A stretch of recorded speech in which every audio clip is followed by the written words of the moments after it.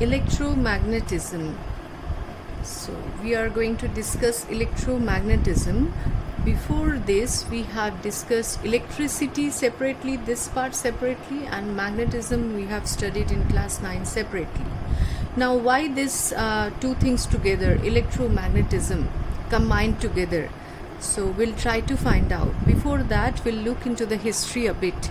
So around 1820, one scientist, his name is Ørsted, he was performing certain experiment.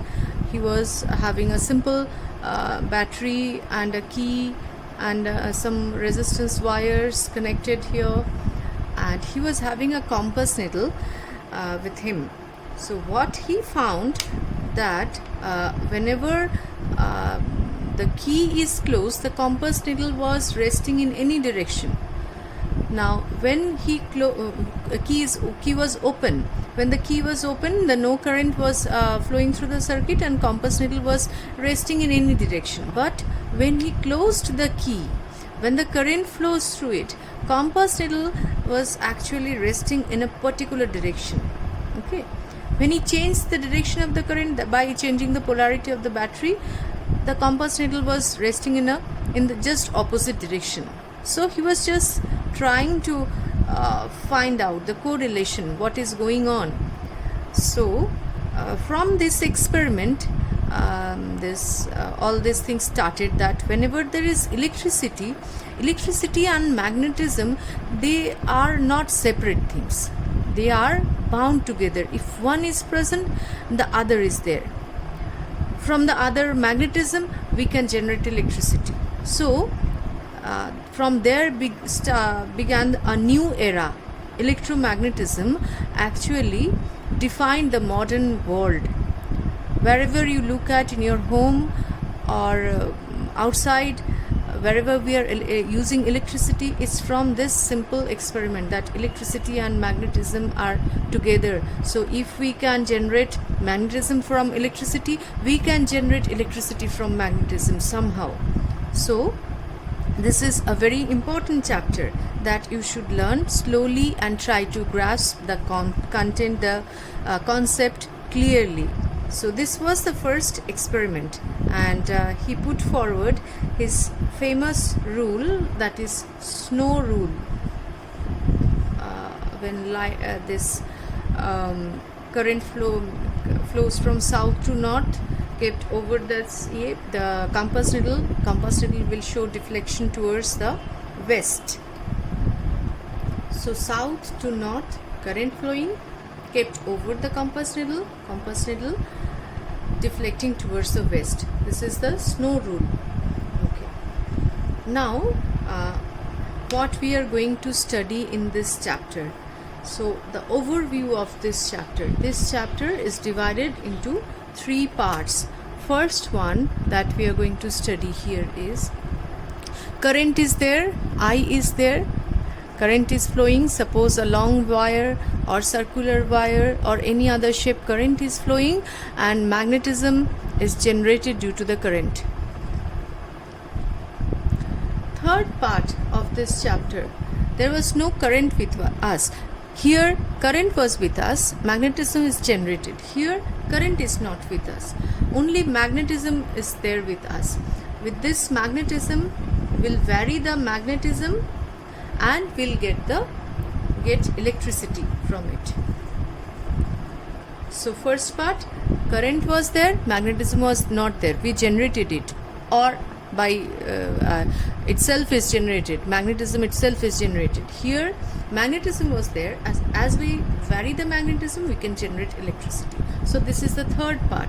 And the second part, both this current and magnetic field is there. So I and magnetic field is denoted by B, both of them are there, and we'll find the interaction, we'll study the interaction between these two. So this is there in the chapter. The first part today we are going to study the rules, the appliances related to the first part. So let us concentrate on the first part of the chapter, that is a magnetic effect of electric current. So when current flows through a conducting wire, magnetic field is generated. So first example is a long current carrying wire I.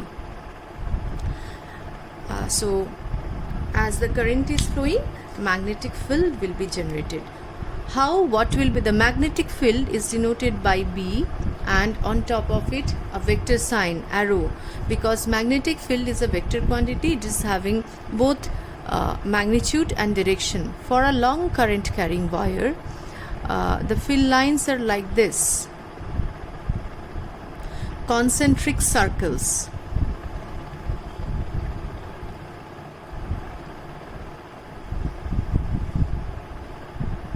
So how did we get to know that the circles, the arrow will be in this direction? From experiment. From experimentation we found out, from the direction of the compass needle we found out. Now after certain experiments we can formulate a rule for this one. This rule is known as right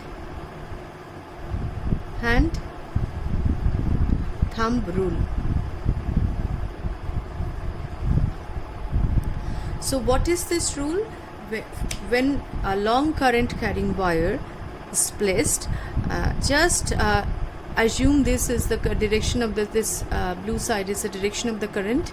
So hold this with your right hand, point your thumb towards the direction of the current. The finger curling, the direction of the finger curl will show you the direction of the current. The direction of the finger curl will show you the direction of the current, and from this rule you can say that the current magnetic field is moving like this.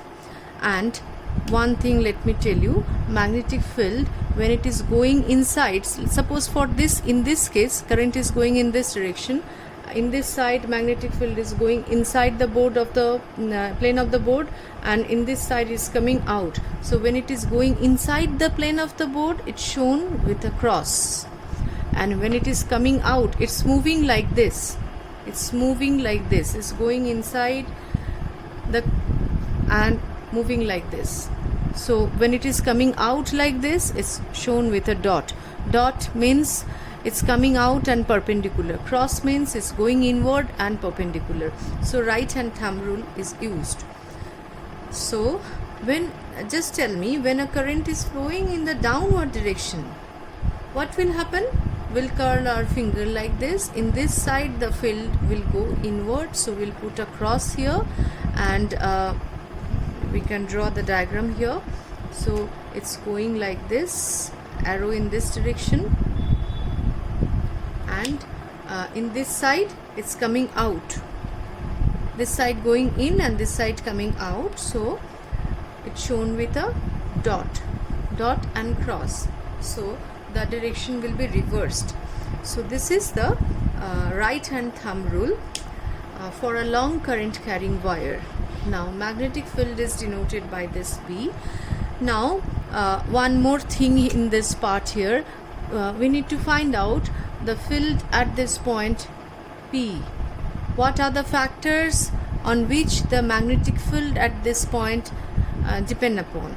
So magnetic field at this point depends upon the distance of this point from the wire, that is R, and the magnitude of the current flowing through it. So magnetic field B is directly proportional to I, and magnetic field B is inversely proportional to R.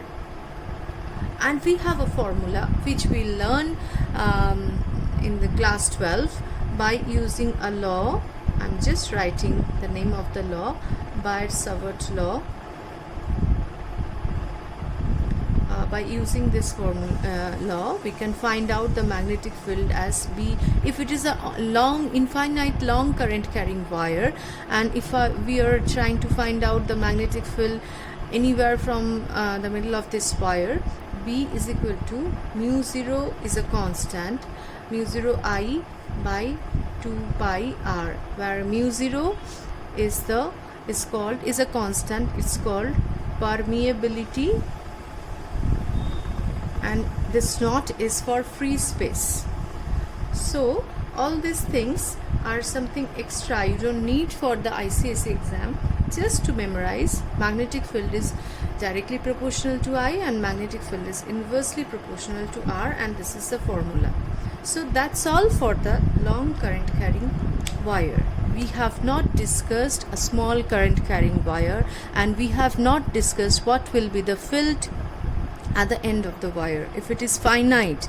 Here we are talking about a long current carrying wire, and this field can be this expression will change if it is finite and if it is at the end. In short, for any sort of wire, magnetic field is directly proportional to I, and magnetic field is inversely proportional to R. Now we'll try to understand, we'll just bend the coil and try to understand what will be the magnetic field for a circular current carrying wire.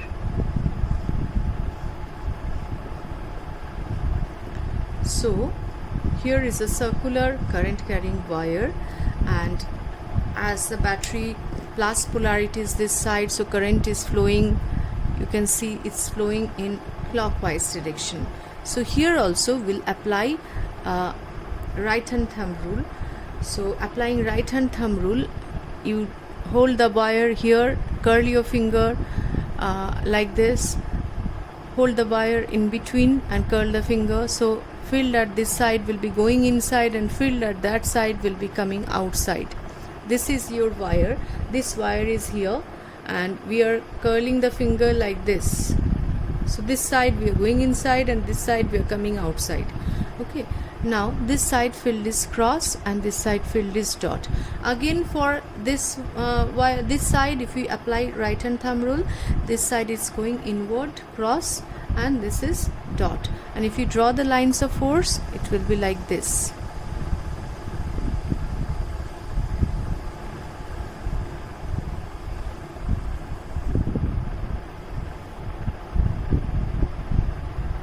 And in the middle, the field lines are parallel. Now if you try to remember the magnetic field lines of a bar magnet, the poles north south of a bar magnet, the magnetic field lines outside the magnet goes from north and comes to south. Outside the magnet it's from north to south, and inside it's south to north. Okay, so when the field lines enters a certain place, so we can say this is a south pole. As the field lines are going inside this wire, so we can, from this side, if you view from this side, we can see that field lines are going inside, so there must be a south pole here. Now suppose we have a wire, and let's see if I have a wire here. So this is the wire. Suppose this current flows through the wire in this direction. This is the clockwise direction. This is the direction of the current, clockwise direction.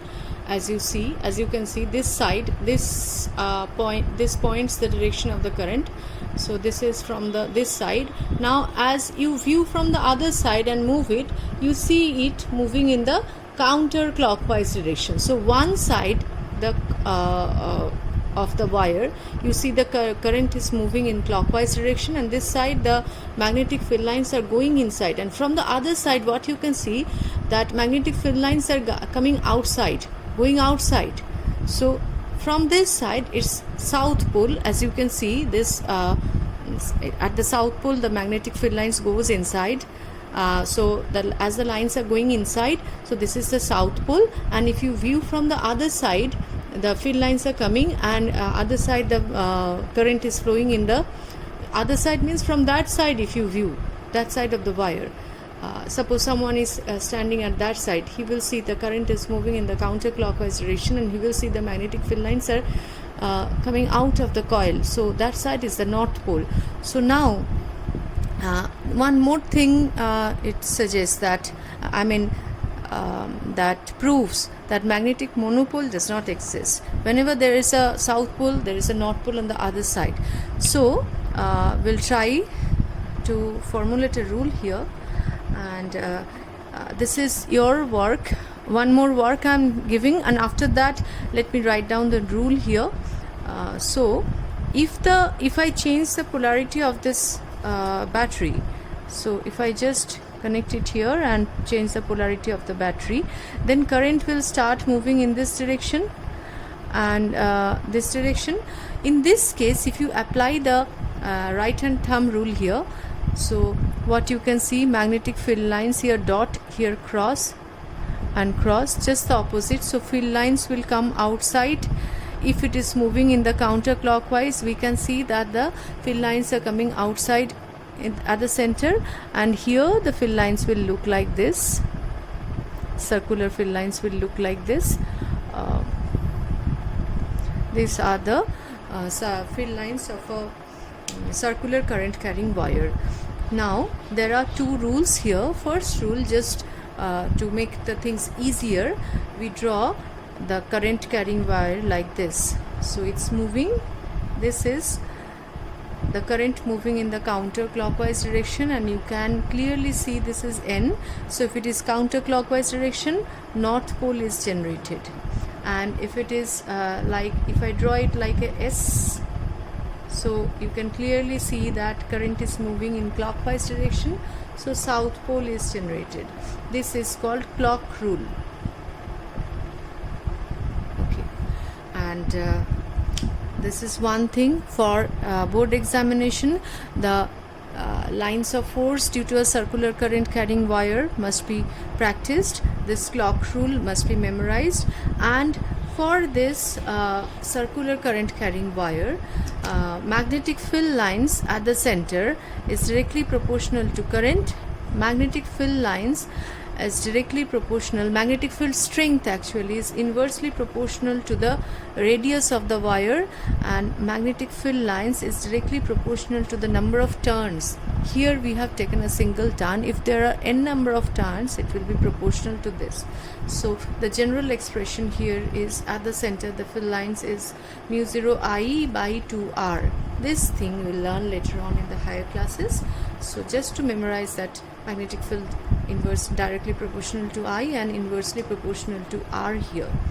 So there is one application of this magnetic effect of current also. So what is that application? So magnetic effect of current, suppose we take something, what we'll put inside that we'll discuss later. Suppose we have wire and we curl the wire like this on this substance. Let us take a iron nail only. So if I curl the wire around this, wrap the wire around this like this, and finally we connect it with a battery and key, and let's make an arrangement so that we can change the current also. Then what do we get? Here current is moving in the in this direction, and we have the wire rounded up like this direction. So wire again is this side, through this side the current is coming, and we are rounding up the wire like this.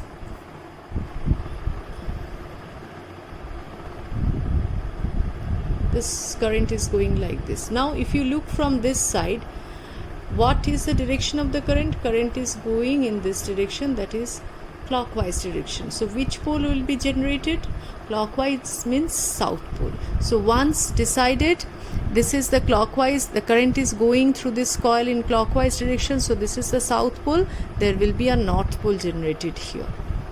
And if I change the orientation now, if I round up the coil like this, now this is the direction, this is the arrow of the current. Now if I round up like this, then we can see that from this side current is entering in counterclockwise direction. From this side current is entering in the counterclockwise direction from here to here. So same coil, same battery orientation. The way it matters, the way in what way you are rounding the wire. If you are rounding in this way, we are getting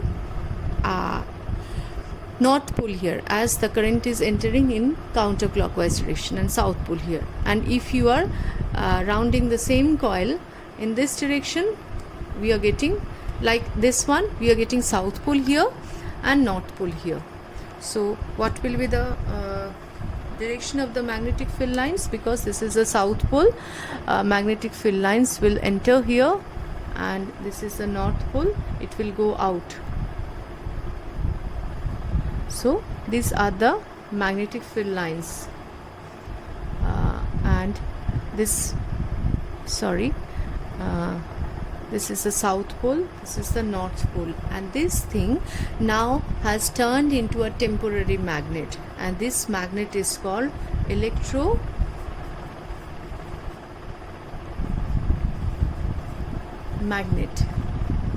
What is the difference between this electromagnet and permanent magnet? As you have seen, by changing the direction of this wire, the way you are rounding the wire, you can change the polarity of the magnet, and by changing the battery polarity also we can change the polarity of the magnet. And by changing the current with this rheostat, this is called a rheostat, variable resistance, by which we can vary the current. By changing the rheostat, we can vary the current, and we can change the magnetic strength also. So, and the third important point is, as soon as the key is open, there is no magnetism is lost. To strengthen this electromagnet, we put a soft iron core. Why do we put a soft iron core? Soft iron retains the magnetism for a lesser time, so retentivity is less, and this electromagnet goes through a cycle of magnetization and demagnetization. A part of the energy, electrical energy, is lost. This loss is less for soft iron, so we use soft iron as a core, and this is now electromagnet. So this circuit diagram for electromagnet you have to memorize, and the question comes in this way. They draw the circuit diagram, they tell you to identify the poles, or they give you a U-shaped magnet and they tell you to identify the poles. So everything must be logically learned. This chapter is all about concept, there is no numericals. So please go through the chapter. In the next session we'll talk about the interaction of electricity and magnetism. That's all.